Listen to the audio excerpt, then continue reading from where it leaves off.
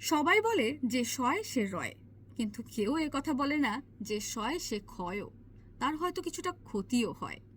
মানুষ আপনার ধৈর্যের বাহবা দিবে, সহ্যের কদর করবে, মানিয়ে নেওয়ার জ্ঞান দিবে এবং নিজের মানিয়ে নেওয়ার গল্পও শোনাবে।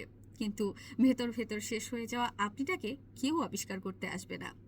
মানুষ আপনার বদলে যাওয়া দেখবে, কিন্তু বদলে যাওয়ার কারণটা কেউ খুঁজতে আসবে না। আপনার পুড়ে যাওয়া মনটাকে কেউ জল দিয়ে শীতল তো করবেই না, বরং সমালোচনা করে আগুনটা উস্কে দিতে মানুষ আরো বেশি ওস্তাদ।